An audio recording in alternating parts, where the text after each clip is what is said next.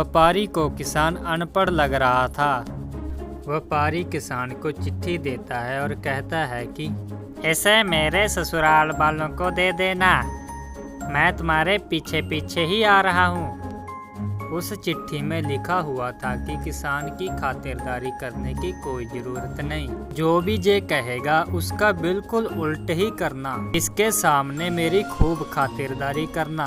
किसान आगे जाकर इस चिट्ठी को पढ़ लेता है। चिट्ठी को बदलकर किसान लिख देता है कि किसान की पूरी खातिरदारी करना, जो भी जे कहेगा वैसा ही करना। इतना सब लिखकर वो व्यापारी के ससुराल ले जाता है और उसके ससुर को पकड़ा देता है। व्यापारी को चिट्ठी पढ़ते ही सारी बात समझ आ जाती है और वो उस किसान का स्वागत करता है। कहता है कि आप तो हमारे मेहमान हैं, चलो अंदर आ जाओ।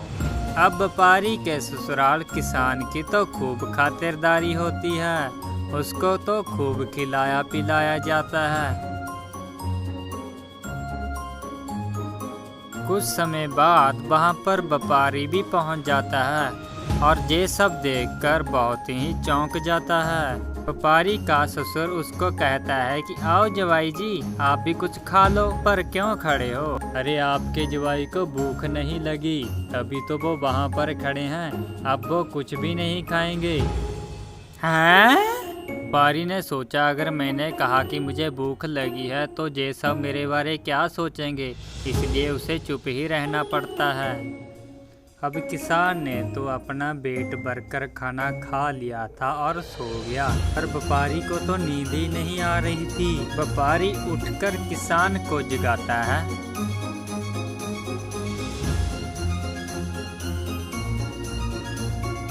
व्यापारी किसान को कहता है कि अरे शेर, मुझे तो बहुत भूख लगी पड़ी है, अब बताओ मैं क्या करूं?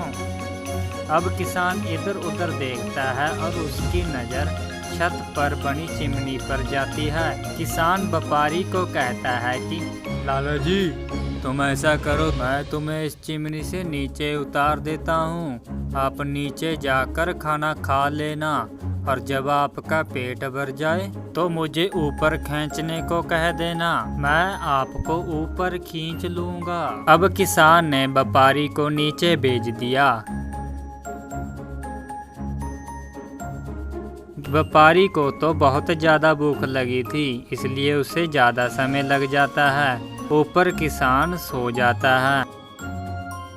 जब व्यापारी का पेट भर जाता है तो वो किसान को आवाज़ लगाता है, हे शेर, मुझे खींचो, ऊपर खींचो मुझे।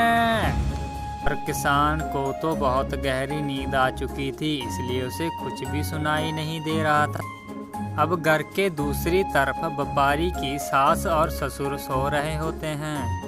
व्यापारी की सास व्यापारी की ये खींचने की आवाज़ें सुन लेती है। उसे लगता है कोई भूत आवाज़ें दे रहा है। तो व्यापारी की सास व्यापारी के ससुर को जगाती है और कहती है कि हमारे घर तो कोई खींच वाला भूत आ चुका है। तो व्यापारी का ससुर कहता है कि अगर कोई खींच वाला भूत है तो उसका इलाज तो बाबा ही करेगा, हमें बाबा के पास जाना होगा। तो व्यापारी की सास ससुर बाबा के पास जाते हैं। वो उस बाबा को कहते हैं कि हमारे घर तो कोई खींच वाला भूत आ चुका है। तो बाबा उनको कहता है कि अगर तुम्हारे घर कोई खींच वाला भूत आ गया ना, तो तुम्हें इस बात का बहुत ध्यान रखना है, जो खींच वाला भूत होता है ना, वो सफ़ेद रंग का होता है। जैसे ही वो तुम्हें दिखे उसको इतना मारो कि उसकी नानी याद आ जाए।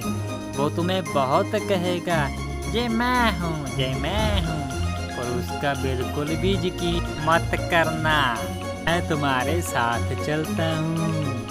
इतना कहकर बाबा उनके घर आ जाता है।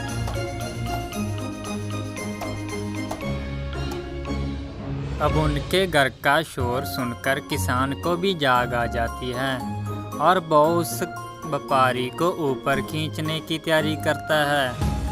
किसान उस व्यापारी को खींच ही रहा होता है कि बाबा रसोई का द्वार खोल देता है और व्यापारी का पैर आटे के डिब्बे पर जा लगता है और सारा आटा बाबा के ऊपर जा गिरता है।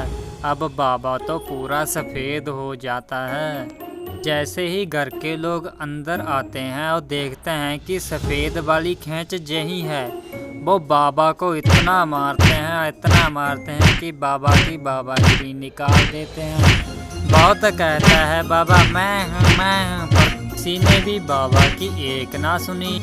अब व्यापारी को किसान ने ऊपर खींच लिया होता है और वहीं पर जाकर सो जाते हैं। अब थोड़ी देर बाद व्यापारी को लूज मोशन लग जाते हैं। आगे क्या होगा दोस्तों, ये सब हम अगले एपिसोड में देखेंगे।